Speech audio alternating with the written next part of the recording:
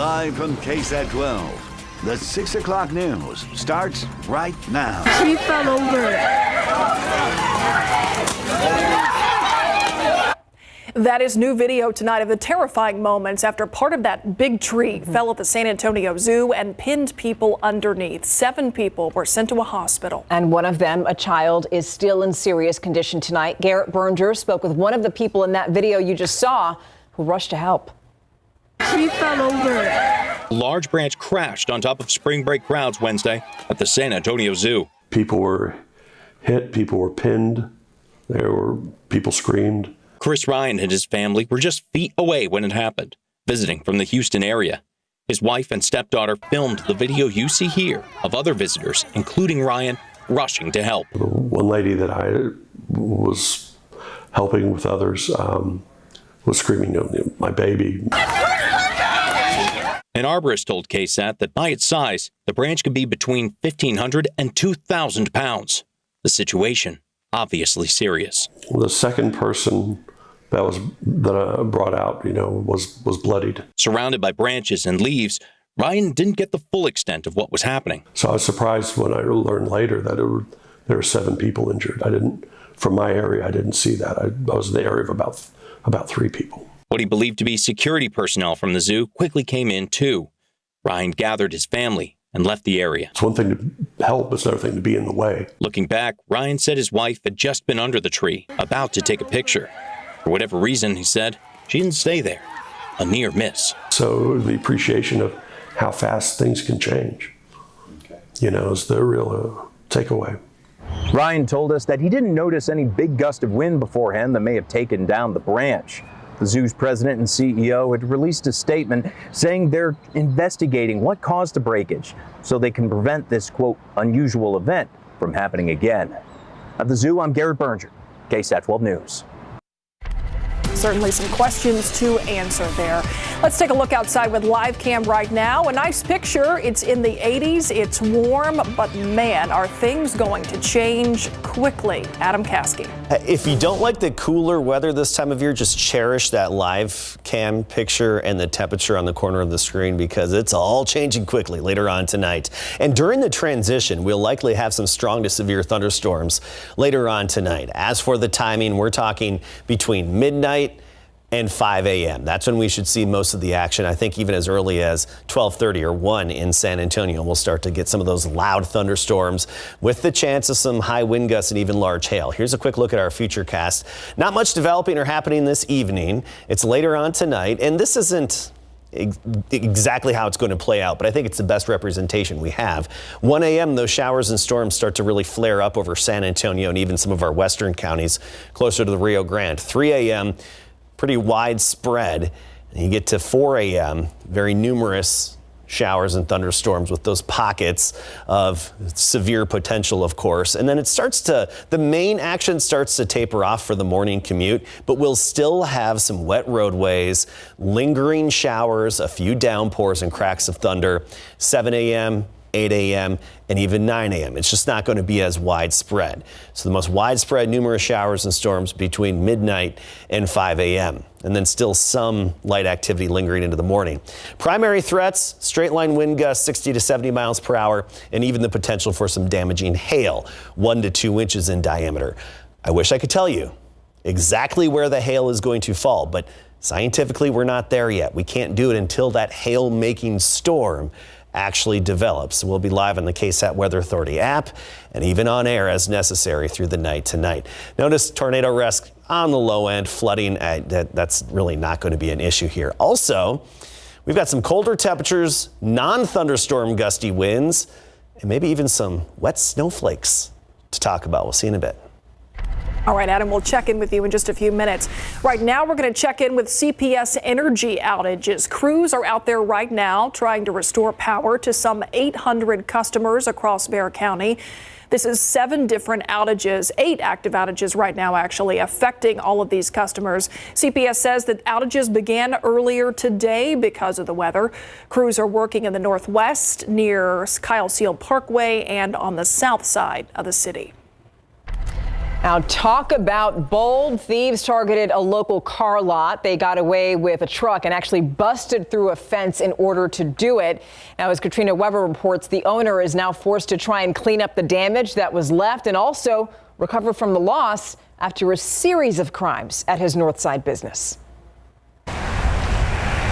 The first visitors of the day at Landmark Motors are not in the market for a used car, but they are looking for one.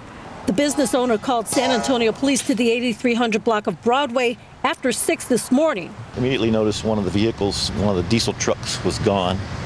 So I thought it was simply a car theft until I got into the office. And Robert Barrow says he knew from the moment he saw his broken gate that something wasn't right.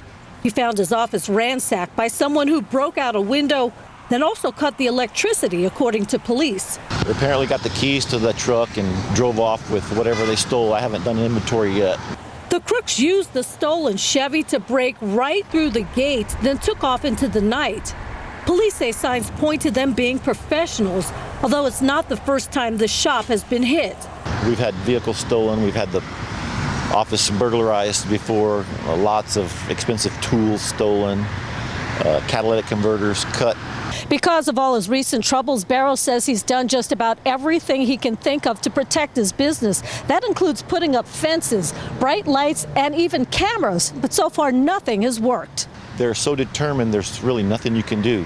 His plan is just to get back to business and hope that the criminals won't come back. Katrina Weber, KSAT 12 News. A 21-year-old man is facing an intoxication assault charge after a deadly head-on crash in New Braunfels early this morning. Comal County Sheriff's deputies say that Juan Sebastian Vargas was traveling south on FM 306 in a black Dodge Ram, just as a white Dodge Ram was traveling north around 1:45 in the morning. They say that both trucks collided right near the intersection at Hunter Road. We're told the driver of the white truck, 41-year-old Reba Garza, died at the scene. Deputies say that 2 passengers also in that truck with Garza were critically injured and taken to the hospital. San Antonio police say that stray bullets tore into people's homes this morning on the city's west side. This happened on West Military, not far from Highway 90, just about 4 a.m. Shots were fired into 2 mobile homes here. Police told us a bullet landed on a couch in one of those homes and another bullet hit a bed of a second home. Fortunately, no one was hurt. Now, a 33-year-old man is in jail after allegedly stealing brass bullet shells from SAPD to then sell them at a recycling business. According to arrest paperwork, San Antonio police say that Sean Kevin McHaslett took the bullet shells from one of their facilities. After noticing shells missing earlier this month, officers went to metal recycling businesses to investigate. Detectives say that McHaslett stole 41 pounds of brass shells, which, by the way, were the same brand and caliber primarily used by the SAPD. So that tipped them off. Police then arrested McHaslett on unrelated warrants, but say that he confessed to the theft. So now his bond is set at $100,000. Let's take a look at traffic out there right now during the 6 o'clock spring break commute. I-35 in Brooklyn, not too far from the KSAT studios. You can see traffic backing up there as it gets to the interchange for 281 and 37, but no real issues to make you aware of. To Dallas now, the man accused of setting animals free at the Dallas Zoo and stealing 2 monkeys has been indicted on felony charges. Davion Irvin was formally charged earlier this week on 2 counts of burglary. He is also facing 6 misdemeanor counts of animal cruelty. The 24-year-old was arrested in February. The Dallas Zoo began having some mishaps with its animals back in January when a leopard escaped its enclosure. According to an affidavit, Irvin told authorities that he loves animals and that if he was released from jail, he would steal more.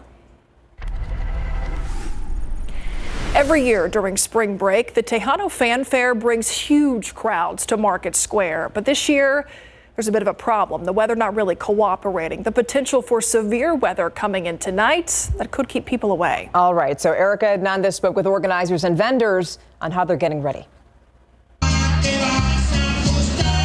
The 2023 Tejano Fan Fair is underway. More than 125,000 people are expected for the 4-day event. Of course, this is the first big year that we have the full 4 days with everybody coming in from all over, so everybody's pretty excited. This year, the weather could present a problem as storms roll through the area later tonight and winter-like temperatures and high winds stick around the entire weekend. Organizers say right now, everything will go on as scheduled. We may have to shut down some stages if the rain really comes down and then endangers our public. That's the only way we're going to shut down anything, is if it really starts to endanger the people around here. And despite that weather coming in, vendors say they're ready and getting prepared to make sure everyone can have an enjoyable time. Well, the music is going to be beautiful. It's going to be a little chilly, pero como quiera, come on over, and have a drink without ice at least. More than 100 musical acts from across the country are scheduled to perform. The event at Market Square is free. Just make sure to bundle up before you head out. Erica Hernandez, KSAT 12 News. So we want you to stick around because we're going to discuss this. It's another medical condition that health experts say new mothers should be aware of. We're going to take a look at postpartum anxiety. That's coming up after the break.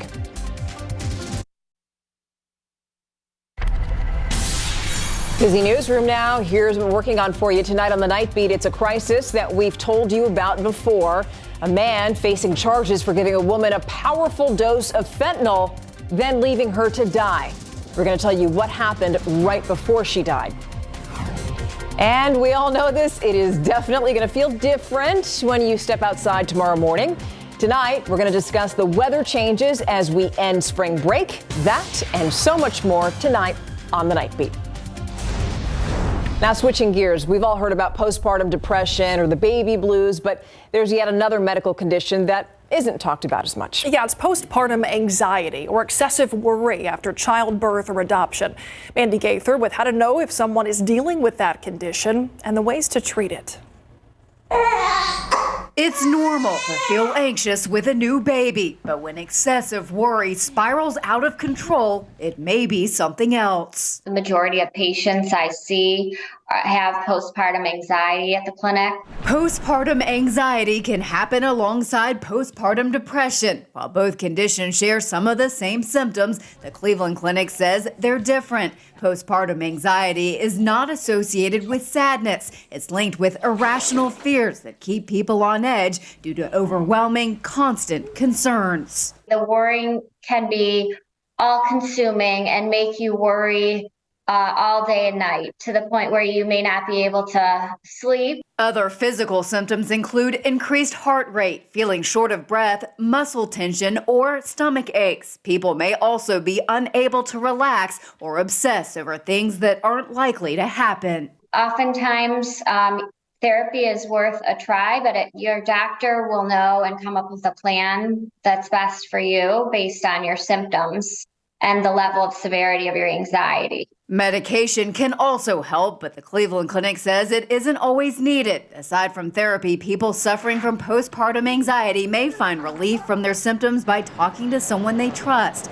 asking for help from friends or family, getting exercise, and taking care of themselves by eating healthy foods and getting enough sleep. For Health Minute, I'm Mandy Gaither. Well, apparently following the Mediterranean diet may cut a woman's risk of heart disease by 24%. A new analysis published in the journal Heart shows that diet could lower the chance of early death by 23%. That's compared to women who largely ate other foods. Now, what's new about this analysis is that it focused on women while also showing the outcomes for men are about 2% worse. The World Health Organization says that heart disease continues to be the #1 cause of death.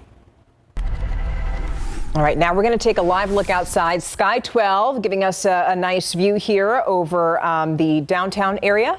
And you're seeing 83 degrees right now. I just keep looking at that and thinking, oh, we're going to be in such a different situation at this time tomorrow. And it starts tonight.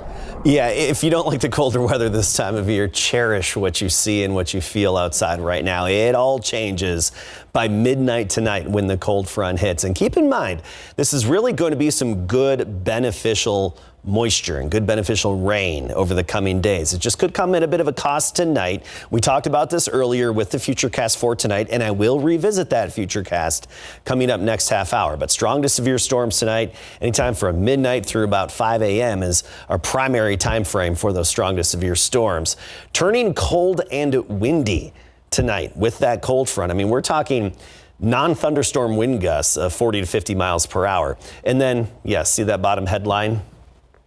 Little rain, snow mix possible on Saturday. Yeah, this is March, and we could have a few wet flakes mixed in. So let's get you ready for tomorrow.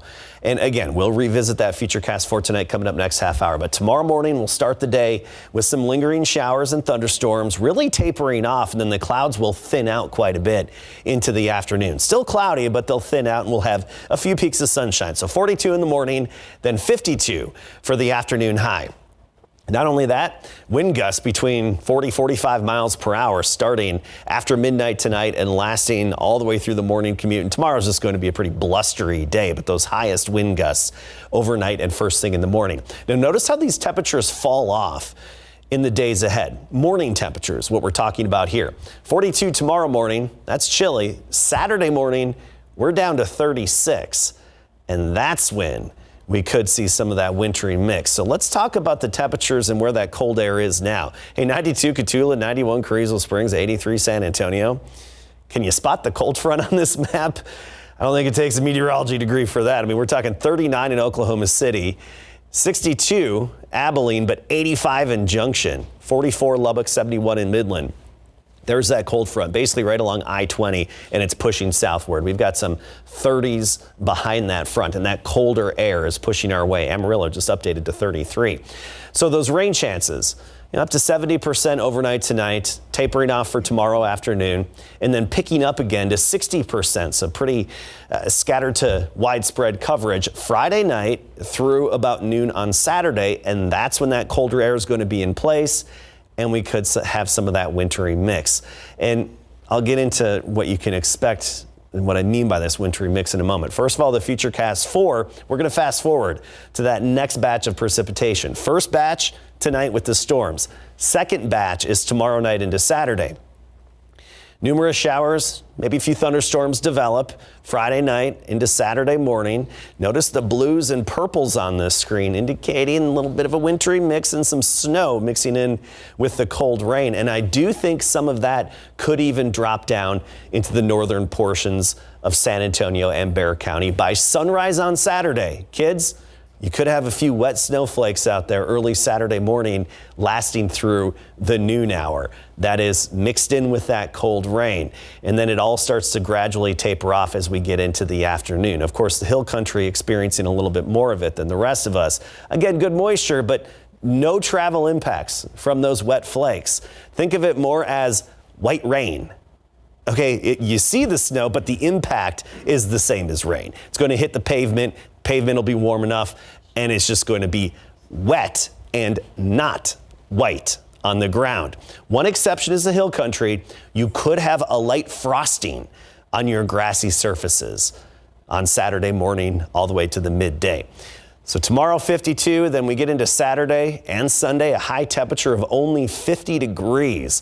We're talking a big chill as we get into this upcoming weekend with that light mix possible Saturday morning. Again, no impacts from the basically the white rain that we were talking about. And then Sunday, a few isolated showers at 30%. All in all, a cloudy, cool, damp indoor weekend.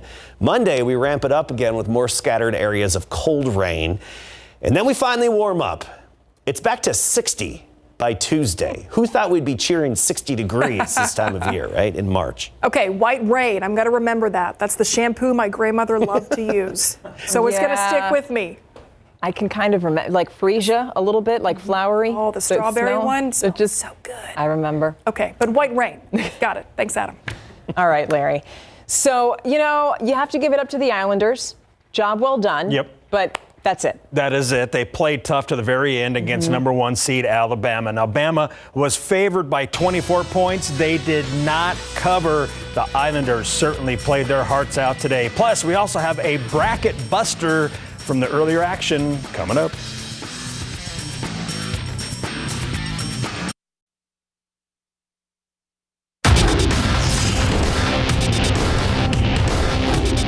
Of course, after the shot, we were totally amped. We were just full of energy. We're just soaking it all in. We're enjoying the moment.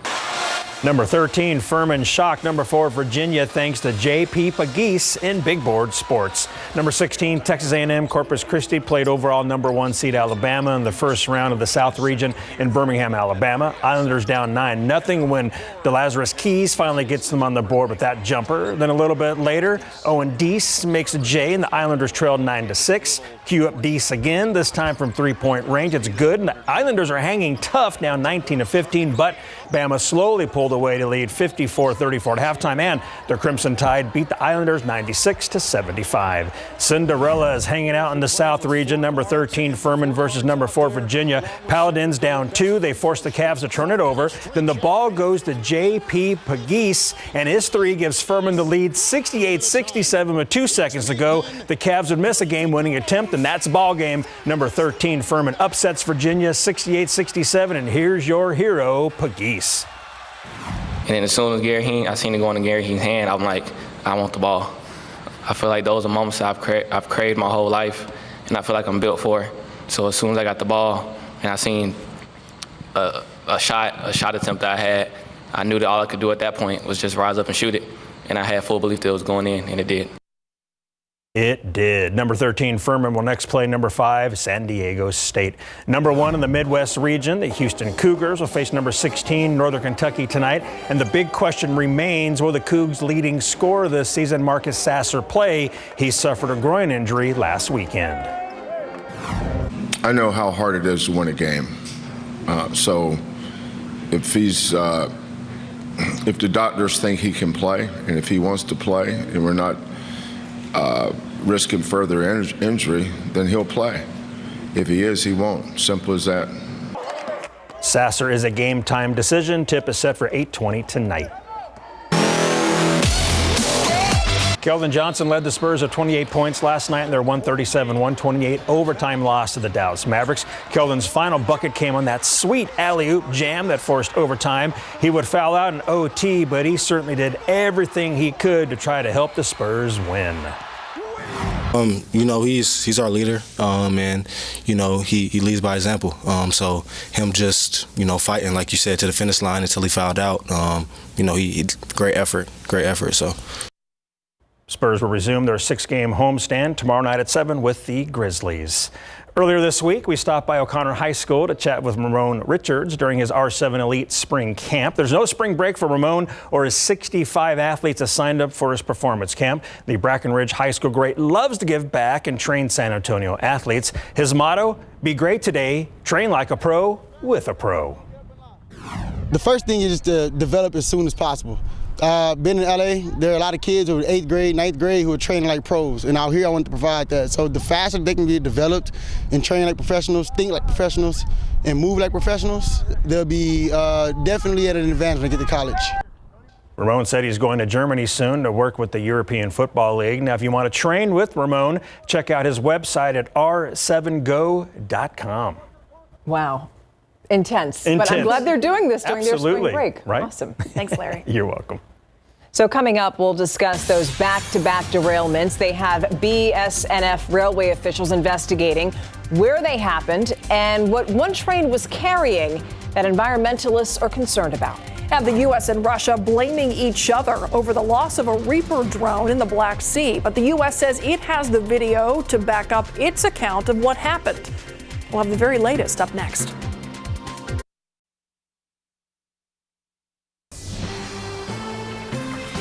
Tensions between the U.S. and Russia still high after new video released by the Pentagon shows 2 Russian fighter jets interfering with the U.S. surveillance drone before forcing it into the Black Sea. Now, Russia's military claims that its pilots did not come into contact with the unmanned aircraft. They insist that it lost control as a result of sharp maneuvering. Now, the U.S. is saying, nope, not true, and that the footage shows one of the Russian pilots colliding with the drone. ABC's Justin Finch with the very latest from Washington.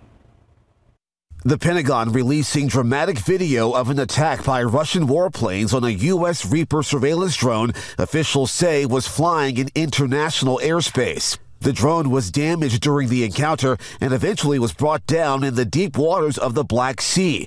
Russia and the U.S. both eager to recover what's left of the $30 million unmanned craft. So we are quite confident that whatever whatever was of value is no longer of value. U.S. officials say Russian ships are at the scene where the drone went down, with one official saying Russia has likely recovered pieces of the drone.